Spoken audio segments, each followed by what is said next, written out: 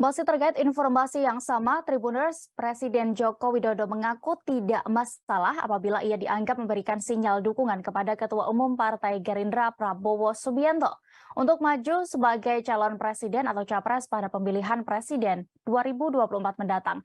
Namun pengamat komunikasi politik dari Universitas Pelita Harapan, Emrus Sihombing menilai bahwa pernyataan tersebut sebagai gurauan politik belaka. Ia menilai soal jatah Prabowo lebih bermakna sebagai gurauan politik daripada pesan komunikasi politik yang bermakna dukungan suksesi kekuasaan kepada seseorang termasuk kepada Prabowo. Emrus mengaku sama sekali belum melihat pernyataan itu memberikan dukungan serius kepada Prabowo menjadi bakal calon Pilpres 2024. Sama halnya pernyataan dirinya yang menyebut bahwa terpilih 2 periode presiden sama sekali bukan menunjukkan Jokowi merupakan superior daripada yang lain.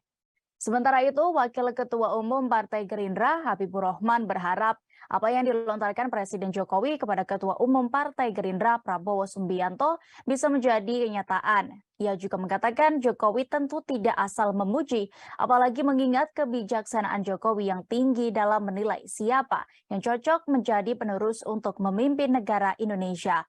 Habibur Rahman menilai memang sudah saatnya Prabowo untuk memimpin negara dalam periode mendatang. Menurutnya, sudah dibuktikan dengan cemerlangnya kinerja Prabowo semasa menjadi Menteri Pertahanan.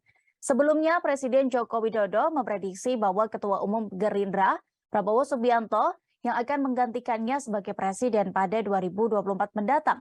Hal itu disampaikan Jokowi dalam hari ulang tahun ke-8 Partai Perindo di kawasan Menteng, Jakarta Pusat pada Senin 7 November kemarin. Jokowi pun mengaku tidak masalah apabila pernyataannya itu dianggap sebagai sinyal. Terima kasih sudah nonton. Jangan lupa like, subscribe, dan share ya.